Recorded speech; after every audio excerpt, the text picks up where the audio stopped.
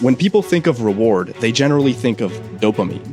Yet you say that this isn't exactly correct. Dr. Kent Berridge is a professor of psychology and neuroscience at the University of Michigan, as well as an award-winning researcher in the field of affective neuroscience, studying topics such as pleasure, reward, and addiction. Dr. Berridge, thank you for joining me today. It's a pleasure to be with you, Nicholas. I find the neuroscience of reward to be fundamental to the quality of experience. It's a highly pertinent subject, I think, to anybody who wants to improve the quality of their life, because at the end of the day, this is the base of our experience. This is the hardware. This is the deepest level. And that's neurological reward. It tints everything we do, everything we experience. And when people think of reward, they generally think of dopamine. Yet you say that this isn't exactly correct. Well, that's right. I think, in a sense, it is correct in the sense that mesolimbic dopamine, projections from the midbrain to the forebrain using dopamine as a neurotransmitter, they are absolutely crucial. A fundamental pivot of the reward system is going through that dopamine system. The question is, what is it doing exactly psychologically? Because reward, although we have one word for it, it actually involves a number of psychological processes happening all together. Rewards are pleasant, rewards are desired, rewards often have been learned about, so they're being guided by memory and cognition as we seek them. And all of this is going on. The question is, what would dopamine be contributing?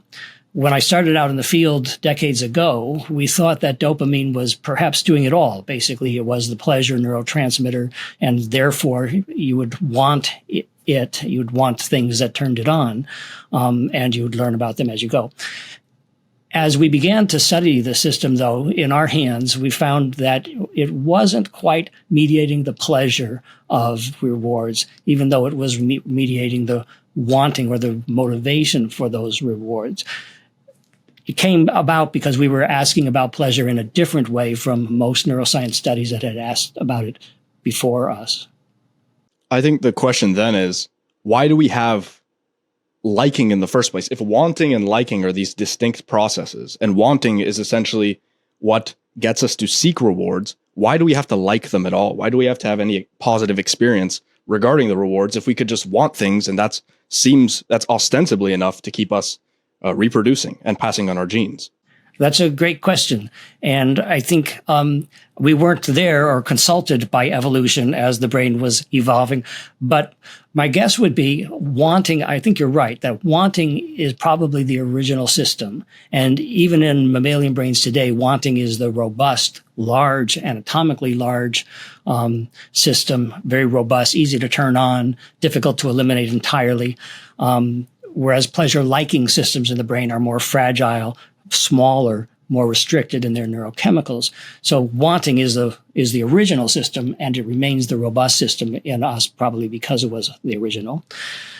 Psychologists over the years have tried to offer explanations of why pleasure-liking also exists. And probably the one that surfaces most, suggested by Paul Rozin originally and then by Tony Dickinson, is that if we had a wanting system and we had some cognitive strategies to get certain things that we were programmed to want, like food, perhaps, or mates at certain times.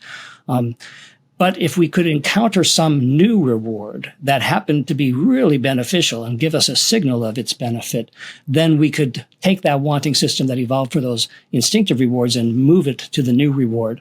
Pleasure liking might be the signal that this new experience is actually something that we should seek out again, that it has beneficial consequences for us. That's a reasonable explanation, I think. One could counter it and say, well, couldn't you have that signal without involving conscious pleasure? And the answer is probably yes, you could. But brains evolved to have this pleasure, and we're probably glad that they did. Yes, yet we have it, and it's a fundamental part of our experience. It seems that this distinction between wanting and liking could contribute to Daniel Gilbert's miswanting phenomenon, whereby we want things that we think we will like, we think will make us happy, and then in the moment, maybe we don't like them so much, or the liking lasts only a very limited period of time. Absolutely right. I mean, Dan Gilbert's work on miswanting, often he did that with Timothy Wilson together often. As you say, it's really based upon cognitive misunderstandings of what we want, cognitive theories that we're going to enjoy something, and then it turns out that we don't enjoy them. Our expectations were wrong. In that case, though, liking or the lack of liking when we finally get the experience can instantly reprogram our want and reduce the want if we find we don't like that experience, right? The distinction that we deal with in our lab of separating liking and wanting, it actually can go one step beyond that and happen even in the moment, to have wants for things that you don't like and yet have the want persist. Because the wanting system is neurally different from the liking system, under some conditions, it can persist and create these wants for what we know we don't like, and yet we want them. Didn't you do research on rats where you would deactivate their liking mechanisms, and yet you would have them rabidly wanting something? I believe I may be mixing experiments, but salt water, very, very salty water, yet you can keep them very much wanting the phenomenon without enjoying it in the slightest. Well, we can make them want things without enjoying it in the slightest. And we really got into it originally with dopamine manipulations. As I say, when I started, I thought dopamine was pleasure liking. And the experiments that had been done before us had basically usually taken rats, and they would let the rats learn that this food reward was good, or this drug reward was good, or this brain stimulation electrode reward was good, or a sexual partner was good, all these things. And the rats would run to these rewards. They would work to gain access to these rewards. And then drugs were given that block the dopamine receptors, basically neuroleptic or antipsychotic drugs that stop the dopamine signal getting through. And what was found in those early experiments is that rats gradually then abandoned the rewards. They would go to the rewards the first time they were drugged, and they would consume the rewards, but then they would kind of leave off those rewards as though their experience of the reward under the drug had drained the pleasure of it. So they're no longer liking it, and now they would abandon it. That's was the interpretation, and we all believe that then. But my lab was asking about liking a little bit different from that. I mean, in a sense, all those experiments were measuring wanting for the rewards, and it assumed that if you didn't want it anymore, it was because you didn't like it anymore. We were asking about liking more in the way that human parents have asked their newborn human infants, do you like the taste of the foods that we eat, by giving the infant just a little taste on the tongue and seeing what does the baby kind of lick its lips and look for more, or does the baby kind of gape and shake its head and show disgust to this flavor? It turns out that not only human babies, but other primates, monkeys and apes, have similar facial expressions, and they can keep those facial expressions even as adults. It turns out that rats, who are also omnivores like us, who like sweet and fatty foods and don't like bitter foods, also have some of these same facial expressions to sweetness versus, say, bitterness, the disgust gapes, sweetness, tongue licking of the lips and such. So we were expecting, if we suppress the dopamine system, if we gave these dopamine blocking drugs, then the sweetness liking facial expressions would go down to sugar and maybe even be replaced by disgust, but definitely reduce the positive pleasure liking reactions. We were disappointed because we did the first experiment and nothing changed with the liking reactions. We did it again and again with other dopamine blocking drugs. Nothing changed the liking reactions. Finally, with my colleague Terry Robinson here at Michigan, who was doing dopamine lesions on one side of the brain, it's possible to eliminate dopamine on one side or both sides of the brain by making a surgical, under anesthesia, a surgical injection of a neurotoxin right where the dopamine fibers bundle together as they run through the hypothalamus. It's a specific neurotoxin that only destroys dopamine-containing neurons. Other neurons are not hurt by this neurotoxin. It's called 6-hydroxydopamine. A little droplet of that in the right place where the bundle coalesces can eliminate dopamine on one side of the brain. Well, we did it on both sides of the brain to eliminate 99, 98% of dopamine. There's only 1 to 2% of dopamine left in the brain. And those rats never would voluntarily eat, and they would never voluntarily drink. We would give them 3 liquid meals a day intragastrically to keep them nourished and hydrated and in good health. But they wouldn't pursue any reward voluntarily. They could still move about. If you pinched their tail, they would take a few steps forward and then stop. But they didn't seem to want anything. We thought now, without dopamine, this should eliminate the liking reactions, and it did not. They had perfectly normal liking reactions, and they could still learn new likes and dislikes. If we paired a new sweet taste that they hadn't had before, if we paired that with nausea 2 or 3 times, and if you've ever had a delicious food for the first time and then become nauseous afterwards, you may find that you don't like that food anymore. It's called a learned taste aversion. Well, the rats would develop these learned taste aversions or learned likes to other things. So we were that was the beginning of the notion that, well, maybe dopamine is not so much about actually liking things because you can still like it without the dopamine. Maybe it's more about wanting what it is you've liked. That was a tentative explanation then, and I didn't fully believe it, but we started with other experiments to turn on the dopamine system, make it rise up and become stronger, more activated, and found that that would increase wanting for things, especially following certain rules. So sort of we call it cue-triggered wanting, incentive salience, where maybe you're walking down the street and you haven't had lunch yet, and you're not particularly hungry, but now you smell food cooking and it makes you hungry. And maybe you even want the food that you're smelling. That's kind of a cue-triggered want. And that's really what the dopamine system is all about, responding to that and making you want something intensely in that moment. So dopamine seems to be more about motivation and desire to acquire a certain thing, a certain state, a certain condition. I can think of different kinds of wanting. I can think of, for example, the frustrated, almost need-driven cravings of someone like an addict. And I can think contrarily of wanting such as the desire, or rather the enthusiastic anticipation for something like a vacation or the acquisition of a goal that you're getting closer and closer toward. Progress cues are eliciting dopamine. And I've heard in common parlance the term dopaminergic reward used. Do you think that dopamine's effects and this wanting are their own form of reward? Well, I think it's a specific kind of wanting that dopamine does. It's not all wanting.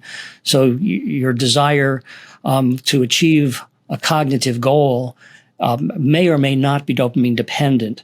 If it's a goal like finding something tasty to eat or some consumer item you really want, it probably is dopamine dependent. If it's a goal to, say, do exercise more or accomplish certain tasks that aren't particularly inviting in themselves, that's a cognitive want that dopamine is probably not very involved in. Your desire for world peace may be genuine, but it's not really dopamine dependent. There's a set of things that if people are put into, say, an fMRI scanner, a set of things that will light up their limbic system when they're looking at cues. And foods, tempting consumer items, the things you really want, they light up these dopamine systems and the targets of the dopamine system. Other kinds of rewards, even though you genuinely want them, but they're cognitive. If I want to lose weight or exercise more, that's not going to light up my dopamine system. I wish it would. If it did, it would give us more. It would be easier to act upon it, but it doesn't. So, what's causing this distinction? What's the difference in the brain? I think the difference in the brain is that this dopamine system evolved originally for basic kinds of rewards, like food, finding food every day, finding mates at particular times, that kind of thing. And as humans evolved to have cultural and cognitive rewards, it turns out, almost to my surprise, that a number of very cultural cognitive rewards have tapped into this dopamine system, and it now responds to them. So, for example, people who love music, when they're listening to their favorite music, there's dopamine release in the nucleus accumbens and striatum. It's lighting up those limbic systems. Looking at the face of a loved one will light up these limbic systems. But deciding to exercise or lose weight or finish a task that just has to be done, but I really would rather not if I didn't have to. That's not going to light up this dopamine system. These are cognitive wants, because we are also very cognitive creatures. And that's sort of operating by separate rules. I see. So it's more the cognitive want is separate, whereas a more visceral desire for something, a drive towards something, that's more dopaminergic. Yes, very much that. And sometimes they can go together, so you may, if you're hungry and you're thinking of a meal out there, you have a cognitive desire, but also you have this dopamine urge, and it almost makes you want to act upon it, to carry it out. So it's easy to act. Other kinds of wants, cognitive wants, won't recruit the dopamine system. Okay. And even in the brain, so wanting and liking aren't just distinct concepts. Even in the brain, they occur in distinct areas, right? Distinct structures, different chemistry. That was our surprise. If dopamine wasn't liking, if it was really all about wanting, then the next question that our colleagues would ask us is, well, so what in the brain does generate true liking?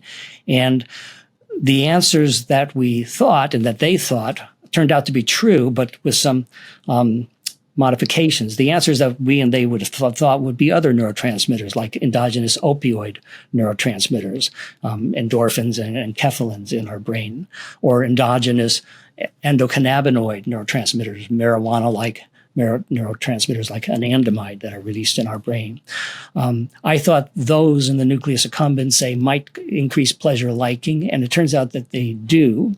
But to my surprise, one thing that we hadn't been expected was that not in the entire nucleus accumbens. If we do microinjections of the opioid in different spots of the nucleus accumbens, only in some of those spots, actually only in one spot, some sites clustered in one spot of the nucleus accumbens, one region. It's a part of the nucleus accumbens called the medial shell, and it's not even the entire medial shell. It's sort of the front top anterior dorsal quadrant of the medial shell where opioids, if they're microinjected, will increase not only wanting, but also liking for the things that are wanted. And we can detect that even with our animal experiments. If we move the same opioid microinjections to a different location in the nucleus accumbens, outside of that hedonic hotspot in the rostrodorsal medial shell, then the opioid microinjection acts like dopamine. It increases wanting for that reward, but it does not increase the liking for that reward. So that's why I say the liking system is anatomically tiny. It's like a subregion of the nucleus accumbens. And there's another subregion in the orbitofrontal cortex of the brain, right above your eyes, and another in a couple of other brain structures, these hedonic hotspots. And they seem to activate as a group, as a unanimous group. If we stimulate one with opioid microinjection, it recruits higher activation in the other hedonic hotspots scattered around the brain. So they come on as sort of a unanimous network, and that's what increases the pleasure. That's what creates the intense pleasure. But it's easy to disrupt that. If we turn one on by stimulating it, but we prevent another from being recruited, there is no enhancement of the liking reactions. It needs the unanimity of that system to create the intense pleasure. So it's a fragile system, and the fragility is probably a reason why intense pleasures in life are fewer and farther between, spaced apart more than intense wants, which can occur more frequently.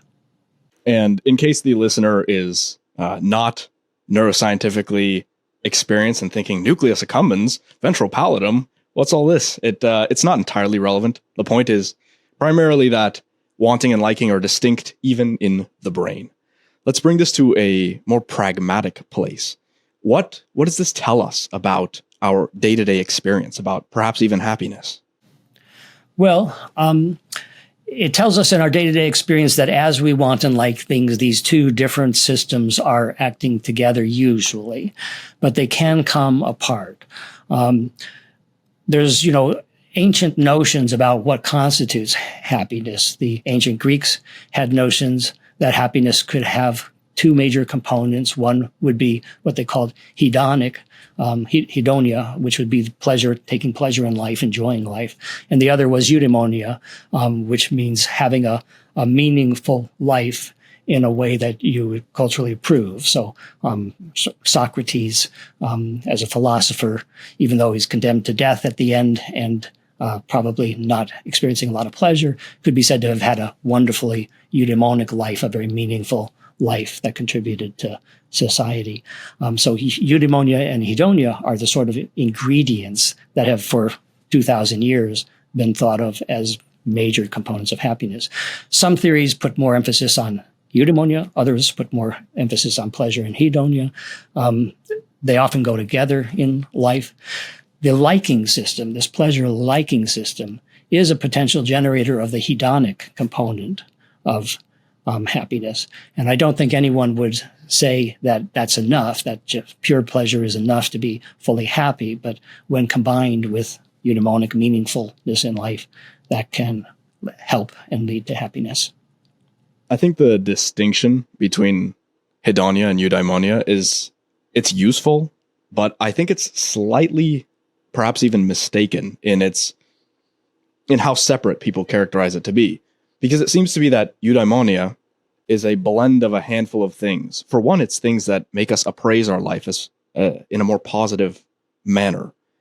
I would suspect, and I'm interested to hear what you have to say about this, but that eudaimonia taps into reward systems in perhaps not as straightforward a way as hedonia does, but nonetheless, I think it does, because it tints our experience more positively.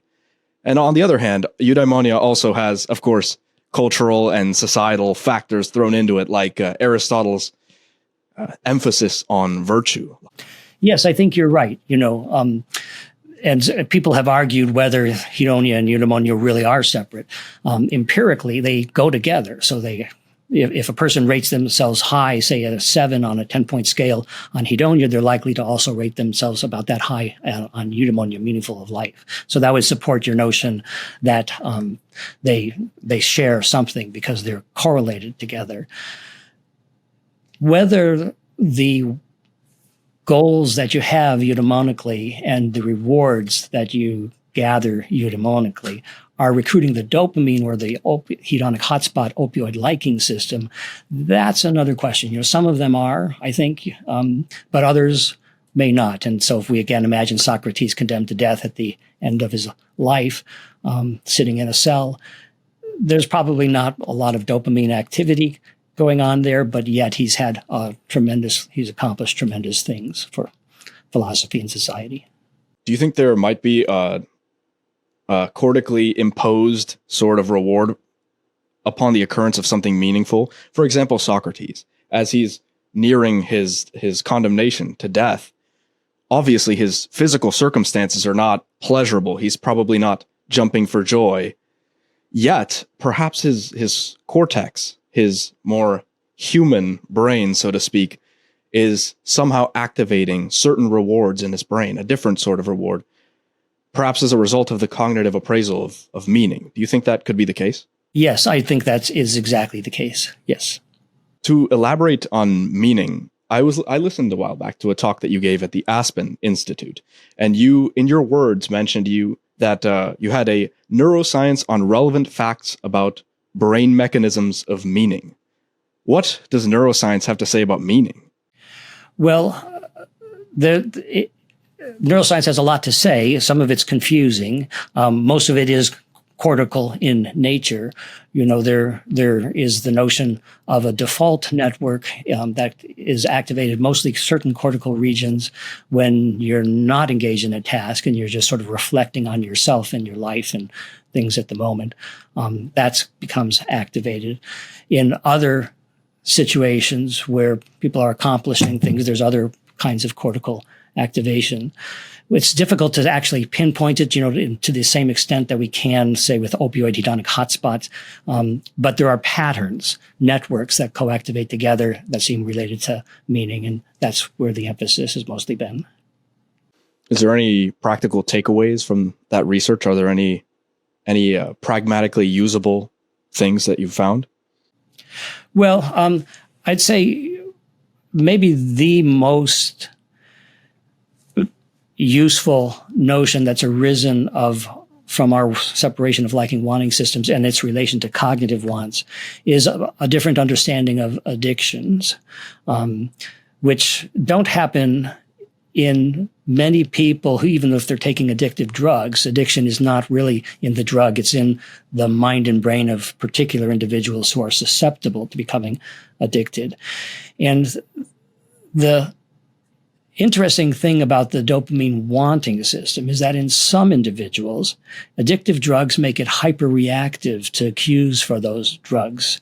My colleague Terry Robinson here had been doing work on that in animal studies, even in the 1980s and 1990s, showing that amphetamine or heroin or cocaine or alcohol or even nicotine, if taken repeatedly, especially if taken in sort of binge-like fashions where like a person might take drugs on the weekend, but then not during weekdays and then take them again the next weekend, a binge-like fashion spaced apart like that, a certain percentage of individuals, anywhere from 10% to 30%, depending on the drug, start to show what is called sensitization of their dopamine system, which means when they took the drug the first time, they had release of dopamine.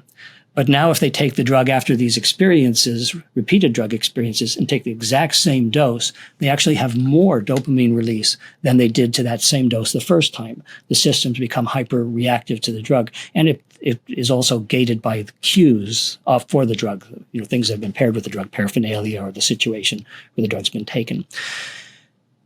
Individuals differ dramatically in whether they show sensitization. At street doses, many will not. And humans who are taking even heroin, it's a relatively small percentage that become persistently addicted. Most who are taking it in their late teens or early 20s will give it up by the time they hit 40. But some don't give it up and some find they can't give it up. And the sensitized individual, whether it's a rat or a person, who's going to have hyperreactivity in their dopamine system to drug cues, is going to have intense wants, really intense wants triggered by these cues. And it's not a constant level of want, even for a particular cue, because it's also modulated by physiological state, brain state. So if you take a single hit of the drug intending to take just one, it magnifies the response to the next cue, or situations of emotional stress can also magnify the cue-triggered dopamine response. This can happen, and if it does happen, the sensitization change in the brain, it lasts a very long time. Most other changes produced by drugs like tolerance or withdrawal symptoms, they're there when you're taking the drug heavily, or if you're just taking the drug and suddenly stop, withdrawal hits you. But then if you don't take the drug for weeks or months, the tolerance goes away, the withdrawal goes away. But sensitization doesn't go away if you don't take the drug for weeks or months. It stays, and in fact, it can even strengthen. This is sometimes called incubation of craving. If individuals are taking drugs and then they stop and they have a craving for that drug, but over time of not taking it, that craving can become even stronger, triggered by cues. That's the sensitized want. And this can happen, coming back to cognitive goals, this can happen and persist even in the face of a sincere cognitive desire to not take the drug anymore. This is an addiction theory that Terry Robinson and I suggested first in the early 90s. And it's probably safe to say that most of the field didn't believe us then. But the one group of people who seemed to find it useful and wrote letters to us saying that it was useful were psychiatrists, clinical psychiatrists, who were treating patients with addictions. And they would say, well, some of my patients, they say they're not enjoying the drug anymore. They know if they take it, it's going to spiral into a binge and ruin their life. They may lose their job or their family. They really, really don't want that to happen. And they really, really want to stay abstinent from the drug. And yet at certain moments, they feel overwhelmed by the urge and they can't explain it even to themselves because it's not pleasure. It's not in withdrawal. They're not in withdrawal. Yet they have this very, very strong urge. That's the kind of thing that can cause a lot of unhappiness in life. And it can coexist, this strong sensitized want, side by side with a purely legitimate, genuine cognitive desire to not do that thing, to not take it. And that's an unhappy situation. Some footnotes for the listener. Brain cells communicate with chemicals, and these drugs of abuse are essentially matching the shapes of the chemicals roughly, so they fit into the receptors. Like morphine fits into endorphin receptors. Marijuana releases chemicals that fit into endocannabinoid receptors and that sort of thing. So they directly tap into the reward system. And it seems that what you're saying about addiction is that liking decreases and simultaneously wanting increases. So they want it more and more. They're more sensitive to the cues, and yet they stop liking it. They like it less and less. Is that correct? Yes, that can happen, and that would fit these patients described by the psychiatrist. For other individuals, liking might stay constant for the drug, so it isn't necessary that liking goes down. It might stay constant, but the wanting still grows disproportionately to that. And so again, they may say, well, I kind of enjoy it, but it's not worth all the cost that it's going to create if I indulge, and yet they do indulge. Do you think this happens with non-addictive stimuli as well? Perhaps if they're more high potency, the things that aren't, that you wouldn't necessarily classify, some would, but most wouldn't classify as addictions per se, such as perhaps social media. Do you think there is a sensitization in wanting and perhaps a decrease in liking as well? That's a really interesting question. And, if you had asked me 15 years ago, were behavioral addictions going to be explained by this incentive sensitization of dopamine systems in the way drug addictions would, I would have said, I probably not. Because at that time, we already knew something about the molecular and cellular mechanisms by which drugs act on the dopamine-related system to sensitize it. And I would think, well, how would that happen in the absence of drugs? Because those are the mechanisms. But I should have remembered that my colleague Terry Robinson, even in the 1990s, had shown he could sensitize the dopamine systems of rats without drugs by things like a stressful experience, which would then cross-sensitize to drugs, so that even though the animals hadn't been drug sensitized, after their stressful experience, they had a sensitized dopamine reaction to the drug, cross-sensitization. In the last 15 years, what has made me remember that is human neuroimaging studies of compulsive gambling, compulsive sex and pornography pursuit, compulsive binge eating, that are suggesting in some individuals, at least with these compulsions, with these behavioral addictions, have limbic hyperreactivity to their addictive cues in the same way that drug addicts have limbic hyperreactivity to drug cues. Different kinds of rewards light up our limbic systems for many of us, as I said, consumer items and food and winning money and things. But for an addict, drug cues may activate it more than these other kinds of reward cues. And for a gambling addict, gambling cues activate it more than other kinds of rewards. That's a sensitized like neural signature with hyperreactivity to those cues. So I do think that it is possible. Now, you asked about social media and internet use. There haven't been a lot of fMRI studies that I know of yet on social media, but in South Korea, where internet addiction and gaming addiction is a bit of an issue socially, there have been a few studies that are reporting limbic hyperreactivity in teenagers who are finding it, compulsively playing these games. It's plausible that social media in some individuals could do this too. But one thing I have to say is, just like I said before, the addiction is not in the drug, it's in the brain of the sensitized individual, the mind and brain of that sensitized individual. The question is how many social media users or internet gamers would have this sensitized response. And we do not know the answer to that. It's almost certain to be a small minority. The question is, how small is that minority?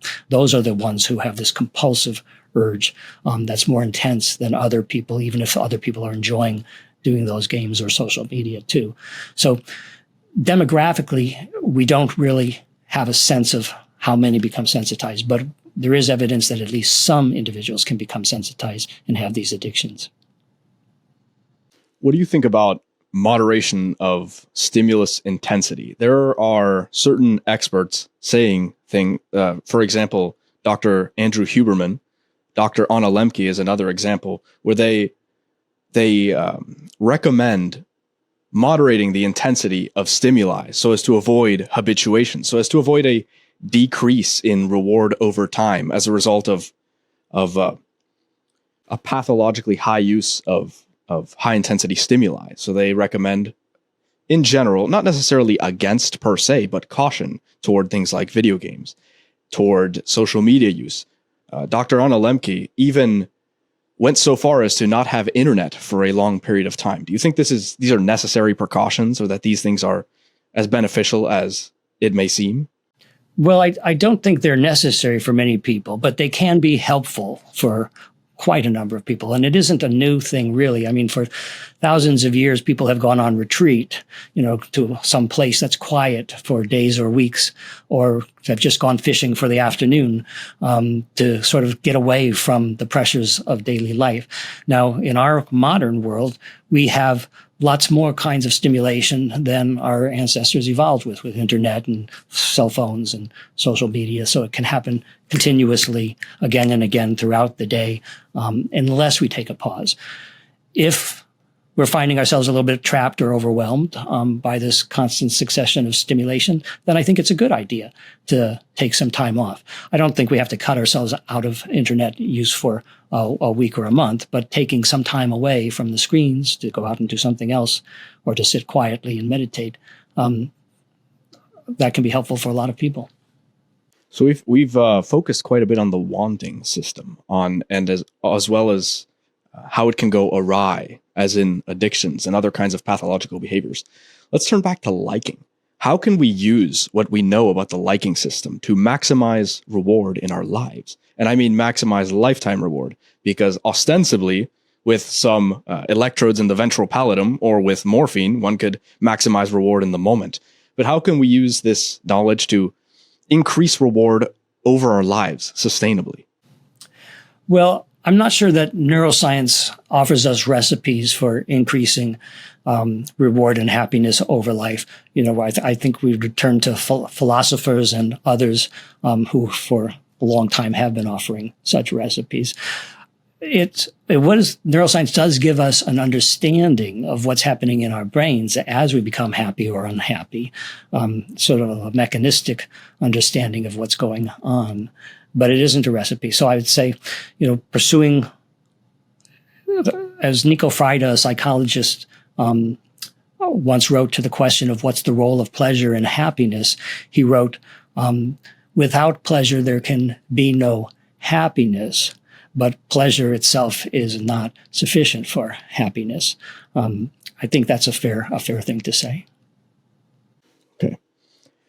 Before you go, I have a final question to ask you. Let's say the listener didn't listen to the conversation. Let's say they skipped the whole thing and they skipped right up to this part of the conversation. What do you think are the most important findings from your research to highlight? Well, I would say that liking and wanting in our daily life, they're almost synonyms for the same thing. Something that we like, we're going to want, they're together. And the brain evolved for them to work together, but the brain has slightly different mechanisms for the liking versus the wanting. And once that difference exists in the brain, there is a potential for those two mechanisms to come apart and to persists. So we've talked a lot in our conversation about how the wanting system can become hyperreactive and create addictions, even for things that aren't liked very much. There's the opposite thing that can happen too, where people lose basically wants in life. Anhedonia is a term that's often been applied to schizophrenia and to major depression and to patients with Parkinson's disease who aren't taking their medication. All would say there's no value in life. There's no value in rewards out there. They don't have that motivating thing. In the last 10 years, studies have been done that find, often these people, they have normal pleasure liking ratings for rewards when they experience them, but they don't have value in motivating them. They're not wanted. And so new terms like avolition for these kinds of conditions can happen. Liking and wanting, separate systems in the brain, means that although they should go together, they can come apart with wanting either too high or too low, and either creates problems in life. And I notice this in my life as well, where there are certain things that I like doing, such as meditation. I do find myself liking it, but I do not find myself wanting to do it at all. I find it even aversive to think about. Right. It's probably the thought of doing meditation is probably not activating your dopamine system at this moment, but it activates other systems when you do engage in it. Yes. Do you know of any good resources, perhaps accessible to the general public, if they'd like to go deeper on this issue? For people who are interested in addiction, I would recommend a book by Mark Lewis, which is The Mind of an Addicted Brain. It's about 15 years old now, but it's an excellent book. He's both a psychologist and has had addictions himself, drug addictions. And he understands the neuroscience. So it's an excellent book, Mind of an Addicted Brain by Mark Lewis. Okay. Thank you very much for joining me today, Dr. Berridge. My pleasure, Nicholas. Good luck with your podcasts and projects. Thank you. If you like this episode, I think you'll like one of these 2 episodes here. Also, please subscribe if you enjoyed the podcast, as it is the single best way for me to get more and better guests on the show.